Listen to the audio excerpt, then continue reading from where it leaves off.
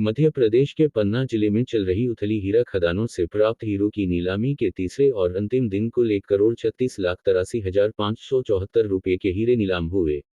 बता दें कि पहले दिन 6 ट्रे 13 थान 26.28 कैरेट वजन के हीरे 24,17,723 रुपये में बिके।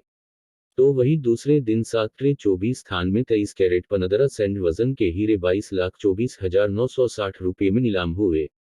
वही तीसरे और अंतिम दिन 28 ट्रे 46 थान 85.12 कैरेट वजन के हीरे 90,40,891 रुपये के बिके। इस तरह 3 दिन चली नीलामी में कुल 41 ट्रे 83 थान 134 कैरेट 55 सेंट वजन के हीरे 1,36,83,574 रुपये के हीरे नीलाम हुए। इस नीलामी में गुजरात, राजस्थान, महाराष्ट्र, सूरत के साथ साथ स्थानीय व्यापारियों ने हिस्सा लिया। हालांकि हीरा नीलामी में रखे गए मुख्य आकर्षण का केंद्र रहे 14.21 कैरेट 11.64 कैरेट फिर उच्चतम बोली न मिल पाने की वजह से पेंडिंग में चलते गए तो वही 9.46 कैरेट और 6 कैरेट 19 सेंट के हीरे नीलाम हो गए। हालांकि इसकी वजह हीरा मार्केट में मंदी भी बताई जा रही है।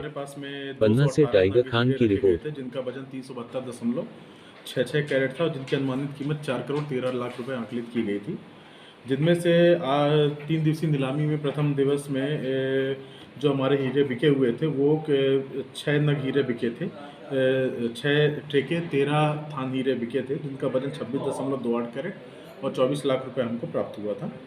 और दिनांक 22 को 7 ट्रेके 24 नग हीरे बिके थे, जिनका कुल वजन 23.15 कैरेट था और जिससे हमें 22,24,000 रुपये की राशि प्राप्त हुई थी। लगभग 2 दिवसीय नीलामी में 46,42,000 रुपये की राशि प्राप्त हुई थी। और आज नीलामी का अंतिम दिवस था, तो अंतिम दिवस में हमारे यहाँ पर जो हीरे बिके हुए हैं 41 ट्रेके 83 नग हीरे बिके हैं, जिनका कुल वजन 134.55 कैरेट है और जिनसे जो हमें राशि प्राप्ति हुई है, कुल मिलाकर आज दिनांक तक 1 करोड़ 36 लाख रुपए के हीरे बिके हुए हैं। सर, जो मुख्य आकर्षण का केंद्र थे कुछ हीरे पेंडिंग चले गए हैं, कुछ बिके भी हैं। हाँ, 9 कैरेट 46 सेंट का और 6 कैरेट 29 सेंट का जो विशेष आकर्षण के केंद्र थे हीरे वो बिके हैं, चूँकि जो सबसे बड़ा 1188 कैरेट का डायमंड था इस नीलामी में वो नहीं बिक पाया है, उसको अगले नीलामी में रखा जाएगा।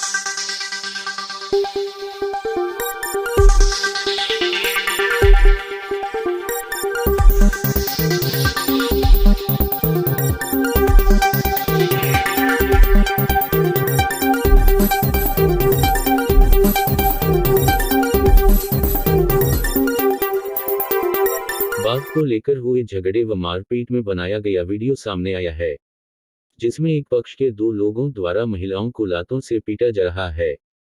हालांकि इस संबंध में पीड़ित पक्ष के अनुसार उसने थाने में अवगत कराया है। थाना पुलिस का कहना है मारपीट का मामला है। बता दें कि थाना दक्षिण क्षेत्र ठार वाजिदपुर में किसी बात को लेकर 2 पक्षों में विवाद हो गया, जिसके बाद दूसरे पक्ष से एक युवती संग 2 लोग आए और 2 महिलाओं को लातों से पीटना शुरू कर दिया।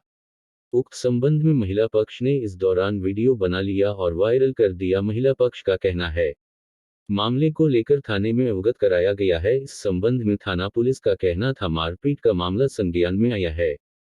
फिरोजाबाद से रेहान अली की रिपोर्ट।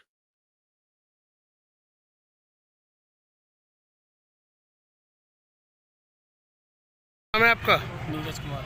कहाँ के रहने वाले हो? वाजिदपुर।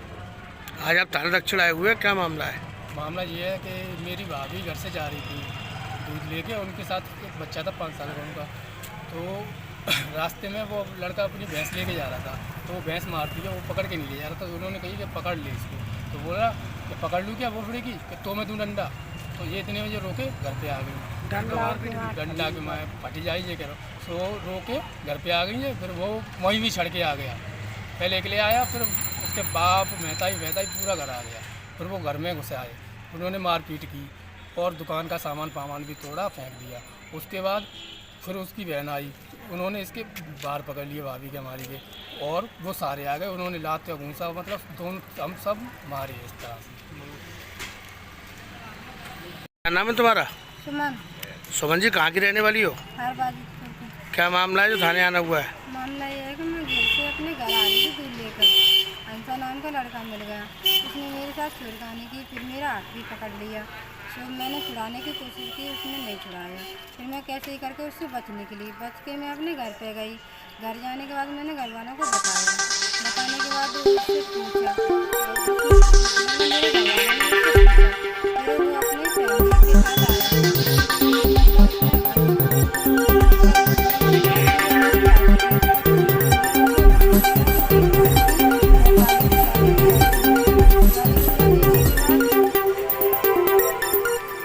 गाली गुल्ला देने के बाद फिर मतलब मेरे घर पे मतलब तोड़ फोड़ हुई थी। उसने तोड़ फोड़ करने के बाद फिर उसने मेरी दुकान का मतलब जो भी सामान था उसने थोड़ा बहुत तोड़ दिया और उसमें से निकाल के फेंक दिया हुई था।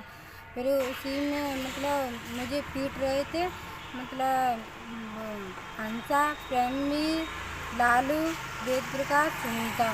उसी में मेरा मंगलसूत्र चैन भी चला गया और उसके बाद मुझे नहीं पता और फिर लात घूंसे से मुझे मार रहे थे। मेरे को नहीं पता, यानी बोले गए या कहीं खो गए। जैसे थाना दक्षिण क्षेत्र के ठार बाजितपुर में महिलाओं के साथ मारपीट की जा रही, क्या है पूरा मामला? देखिए, कल एक जो मामला प्रकाश में आया है उसमें एक वीडियो भी वायरल हुआ है जिसमें महिलाओं को कुछ लोग पीटते नजर आ रहे हैं। बाद में जब इसके बारे में पता लगाया गया तो ये ठार वाजिदपुर है, थाना दक्षिण क्षेत्र में पड़ता है। वहाँ पे एक ही परिवार के लोगों द्वारा जो है आपस में मारपीट की गई है जिसमें महिलाओं को मारा पीटा गया। वही वीडियो है वो। उसके बारे में तत्काल जो है मेरे द्वारा संज्ञान लिया गया और उसमें जो है थाना दक्षिण को निर्देशित किया गया। मौके पे गई, कुछ लोगों को पकड़ने का प्रयास किया लेकिन वो लोग भागे हुए हैं। लेकिन जो है जिन महिलाओं के साथ ऐसा मारपीट की गई है उनसे तहरीर लेके जो है सुसंगत धाराओं में अभियोग पंजीकृत कर लिया गया है और आगे प्रिवेंटिव कार्रवाई की जा रही है। उनकी धरपकड़ करने का प्रयास जो है लगातार थाना दक्षिण पुलिस द्वारा जो है किया जा रहा है। और ये स्पष्ट संदेश देना चाहेंगे कि इस प्रकार की कोई भी घटना होगी तत्काल पूरी पुलिस जो है त्वरित कार्रवाई करेगी। महिलाओं से संबंधित किसी भी अपराध में किसी भी अपराधी या अभियुक्त को छोड़ा नहीं जाएगा।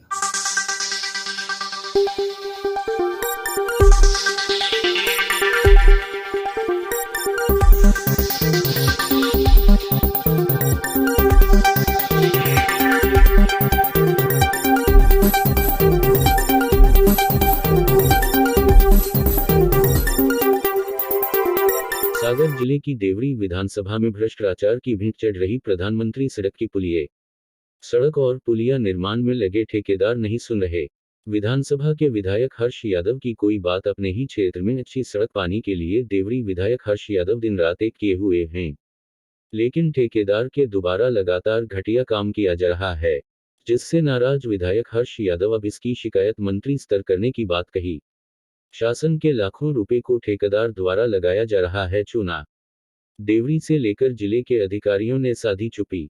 देवरी विधानसभा क्षेत्र के बिना तिराहा से लेकर सिंहपुरगंजन तक प्रधानमंत्री सड़क में नदी नालों पर बनाए जा रहे एवं पुलिया निर्माण कार्य में गुणवत्ताहीन कार्य किया जा रहा है।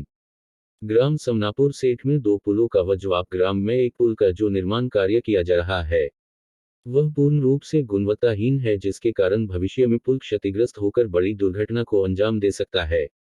पुल निर्माण कार्य में धूल भरी डस्ट का उपयोग कर कम सीमेंट का उपयोग किया जा रहा है, न ही तराई की जा रही है, न ही शासन के मापदंड के अनुसार लोहे का उपयोग किया जा रहा है। निर्माण कार्यों को ठेकेदार मनमानी से करने में लगा हुआ है। विभागीय अधिकारी चुप्पी साध कर बैठे हुए हैं। ग्रामीणों का कहना है कि ठेकेदार मनमानी तरीके से निर्माण कार्य कर रहा है। गुणवत्ता की बात की गई तो ठेकेदार द्वारा कहा गया कि मैं अपने तरीके से निर्माण कार्य करूंगा, आपको जहां शिकायत करना है कर सकते हैं।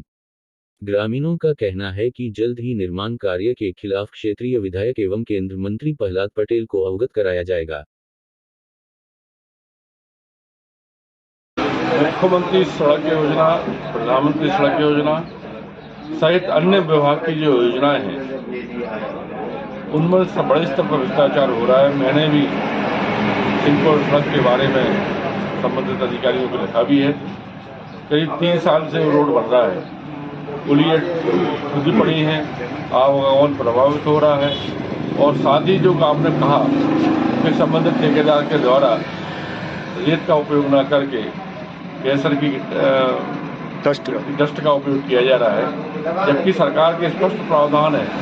इसमें सरकारी एजेंसियां जस्ट का उपयोग नहीं कर सकती। जस्ट की एक प्रारूप है, वो मध्य प्रदेश के गाइडलाइन में समाहित है। सागर जिले में एक भी क्रैशर ऐसा नहीं है जो डस्ट दे सके, और उसके बाद भी दुर्भाग्य की बात है सभी संबंधित अधिकारी संबंधित विभागों के द्वारा अधिकारियों की सदस्यता में वो डस्ट का उपयोग होता है, जबकि उसका महदूद का उपयोग होना चाहिए। मैंने भी इसकी शिकायत की है।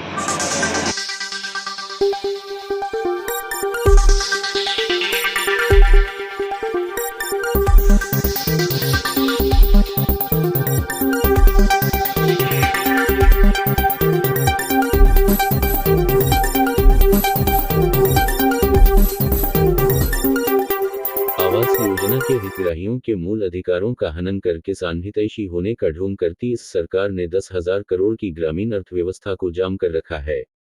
हमारी सरकार आने पर पहले आदेश में युद्धस्तर पर बनेंगे सभी हितग्राहियों के आवास। कांग्रेस द्वारा आयोजित किए जा रहे 2 दिवसीय राष्ट्रीय अधिवेशन के जवाब में भारतीय जनता पार्टी द्वारा मोर आवास मोर अधिकार प्रदेशव्यापी अभियान को जमीनी स्तर पर तीव्र करते हुए आज आवासहीनों का अधिवेशन आयोजित कराया जा रहा है। भाजपा नेता और पूर्व वरिष्ठ IAS गणेश शंकर मिश्रा ने इस कार्यक्रम के बारे में पत्रकार वार्ता को संबोधित करते हुए बताया कि उनकी पार्टी द्वारा आरंभ में अधिवेशन आयोजित किया जाएगा जो 24 घंटे तक चलेगा और दिनांक 24 फरवरी की दोपहर 12 बजे से 25 फरवरी की दोपहर 12 बजे तक चलेगा। इसमें रायपुर जिला ग्रामीण क्षेत्र के आवासहीनों का जमावड़ा होगा जो कांग्रेस सरकार द्वारा स्वयं को आवास योजना के लाभ से वंचित रखने के विरोध में अपनी आवाज बुलंद करेंगे। मिश्रा ने बताया कि कांग्रेस और आवासहीनों के अधिवेशन में यही अंतर होगा कि एक ओर तामझाम और सुख सुविधा के साथ पिकनिक का माहौल होगा, तो दूसरी तरफ अपने मूल अधिकार के लिए ग्रामीण गरीबों की गुहार होगी। मिश्रा ने कहा कि भाजपा ने आवासहीनों के अधिवेशन के लिए रायपुर जिला प्रशासन को सूचित किया था, लेकिन शहर में इसकी अनुमति नहीं मिलने के कारण यह आरंभ में आयोजित किया जा रहा है। मिश्रा ने कहा कि ग्रामीण जीवन स्तर सुधारना केंद्र सरकार की सबसे बड़ी प्राथमिकता में से है, लेकिन छत्तीसगढ़ के 16 लाख ग्रामीण गरीब परिवारों को अब तक छत नसीब नहीं हो सकी, क्योंकि छत्तीसगढ़ सरकार ने मैचिंग फंड के तहत अपने हिस्से का 40% राज्यांश का पैसा नहीं दिया, जबकि केंद्र द्वारा 60% योगदान दिया जा चुका है। उन्होंने बताया कि पश्चिम बंगाल और छत्तीसगढ़ ही पूरे देश में ऐसे दो राज्य हैं जहां गरीबों के आवास बनाने का कार्य राज्य सरकार ने रोक रखा है। जब इतने सारे आवास बनते हैं तो उसके इर्द गिर्द एक अर्थव्यवस्था का निर्माण भी होता है। उन्होंने बताया कि छत्तीसगढ़ में आवास योजना के 16 लाख परिवारों को वंचित रखकर सरकार ने 10,000 करोड़ की अर्थव्यवस्था पर रोक लगा दी है, जिसके तहत ग्रामीण उत्थान और रोजगार के अवसर निर्मित हो सकते हैं। एक तरफ सरकार ग्रामीण हितैषी होने की झूठी ब्रांडिंग कर रही है, तो दूसरी ओर उन्होंने ग्रामीण विकास और मूलभूत अधिकारों की पूर्ति को बाधित कर रखा है। पूर्व IAS रहे भाजपा नेता मिश्रा ने कहा कि उनकी सरकार आने पर सबसे पहले पूरे राज्य के आवासहीनों की मौजूदा लिस्ट में मौजूद सभी हितग्राहियों के लिए आवास बनाने का समयबद्ध आदेश जारी किया जाएगा। भूपेश बघेल को आईना दिखाने के लिए सिंहदेव की प्रशंसा करनी चाहिए।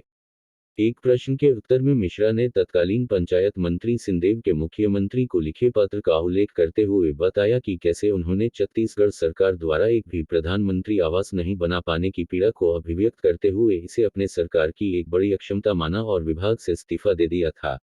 मिश्रा ने कहा कि सिंहदेव ने विभाग त्याग कर भूपेश बघेल को आईना दिखाया, लेकिन मुख्यमंत्री के कान में जूं तक नहीं रेंगी। फिर भी ऐसा करने के लिए सिंहदेव साहब की प्रशंसा करनी होगी कि उन्होंने बेबाकी से वास्तविकता को सामने लाया।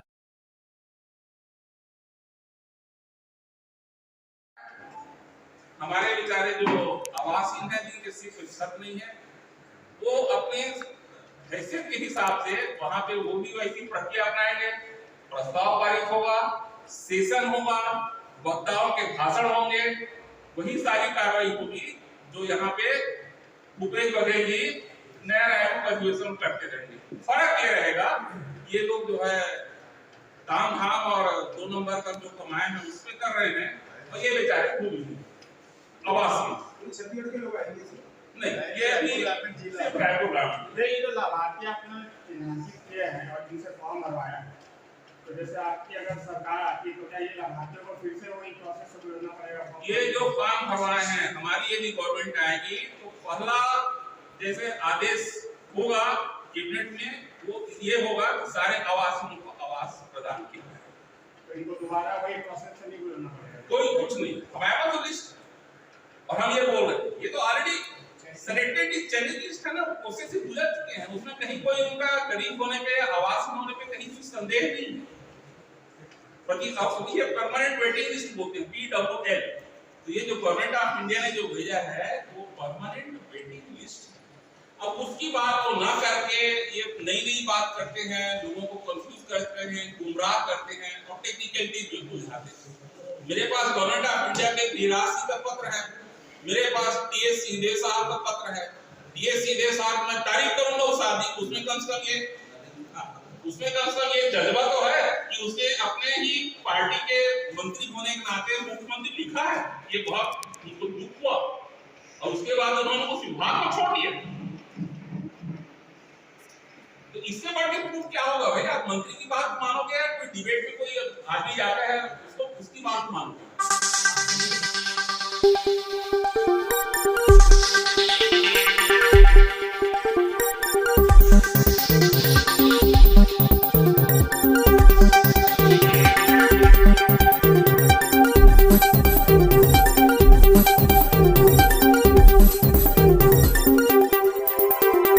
फिरोजाबाद के टुंडाला नगर पालिका में स्वायत्त शासन कर्मचारी संघ के बैनर तले 18 सूत्रीय मांगों को लेकर क्रमिक धरना प्रदर्शन 86 दिन जारी रहा, जिसको लेकर आज स्वायत्त शासन कर्मचारी महासंघ के प्रदेश अध्यक्ष बालेश्वर मिश्र, प्रदेश महामंत्री राज बहादुर ने नगर पालिका में पहुंचकर टुंडाला नगर पालिका अधिशासी अधिकारी आशुतोष त्रिपाठी से इस विषय पर बात की। हमारी जो मांगे हैं वह पूरी हो और जो लोग दोषी हैं उन पर कार्यवाही की जाए, जिसको लेकर आशुतोष त्रिपाठी ने बताया है जो आप लोगों की 18 सूत्रीय मांगे हैं जल्द ही सुनवाई की जाएगी और जो लोग दोषी हैं उनकी जांच कराकर दंडात्मक कार्रवाई भी कराई जाएगी। फिरोजाबाद से रेहान अली की रिपोर्ट। जो समुचित समाधान होगा, जो जेन्युइन समस्या है उनको सुना जाएगा और आप बैठेंगे, आपको थोड़े दिन में जान जाएंगे। आप कभी भी मेरे सामने अपनी कोई जेन्युइन समस्या लेकर आएंगे, मैं हमेशा तैयार रहता हूँ। मेरे से जो संभव होता है मैं मदद भी करता हूँ। कोई उसमें कि समस्याएं हैं उसमें आपको भी सहयोग करना पड़ेगा। अब बात ये है कि आपसे हम काम कराएं, हम वेतन न दे पाएँ तो बड़ी खराब स्थिति है। तो फिर ये है कि हम अपने जो मानक हैं उनमें उनका पालन करते हुए जो आवश्यकताएं हैं उनको कम करेंगे, कम लोगों से ही अपने काम चलाएंगे। जैसे क्या होता है, घर का बजट अगर कम है, आप जानते हो, तो क्या होता है भाई, कम खर्चे में जो अपना घर गृहस्थी चलानी है तो कम बेस पालिका भी एक परिवार घर की तरह है, तो उसमें थोड़ा सा आप लोग भी मदद करो और बाकी जो नियमानुसार होगा वो निश्चित रूप से तो इनमें दीपावली का उसमें कंप्यूटर मशीन बाहर है, समझा, पनीर से लड़ाई शुरू हो गई 12 मशीन। मैं आया कभी ये साहब हमें आपके कमरा दे दो यूनियन के लिए।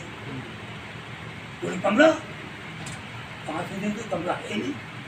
तो बोले ये तो 12 कंप्यूटर मशीनों के लिए कमरा है और 12 ऑपरेटरों के लिए, और 12 ऑपरेटर को मशीनें होली दिवाली रक्षाबंधन कोई उनके यहाँ मर जाए या कुछ हो जाए सब दिन इतवार में काम करते हैं। उनका पेमेंट आप ठेकेदार को दे देते हो और ठेकेदार आप बांट लेते। उसमें कुछ मकान के बाबू आए हुए यहाँ, आप सचेत रहे। मैं कपूर आपको सचेत कर रहा हूँ, रमेश चंद्र कपूर। यहाँ के बाबू से सचेत रहना है, आप पास हो जाएंगे। इनकी मानेंगे, कागज नहीं देंगे, पहले फंसा लेते हैं। मैं आपको सब डॉक्यूमेंट दिखाऊंगा और फिर से आपको उल्टा कर देंगे। आखिरी कांड में अभी मुकेश कुमारी योगी ने 15 वित्त आयोग में 2.5 करोड़ का बट डाला। स्तर पर संगठन से माननीय अध्यक्ष जी और उपाध्यक्ष जी, महामंत्री जी के साथ वार्ता हुई और स्थानीय स्तर से भी, और इनकी मांगों को विचार किया जाएगा और जो विधिक रूप से जो कार्रवाई होनी होंगी उन पर कार्रवाई की जाएगी और इनका पूरा सहयोग किया जाएगा। किसी का किसी तरीके का उत्पीड़न नहीं होगा। ये साहब ज़्यादातर इस पूर्णा नगर पालिका में लगभग 3-4 साल से भ्रष्टाचार चरम सीमा पर चल रहा है और आश्वासन दे दिया जाता है कि इन पर कार्रवाई होगी, लेकिन कार्रवाई नहीं होती। आखिर क्यों? अभी मैंने आपको जानकारी में है, कल मैंने चार्ज लिया है और जो शिकायतें आ रही हैं उनका संज्ञान लिया जाएगा। उनका समुचित स्तर पर जांच होके जो विधिक रूप से कार्रवाई होनी हो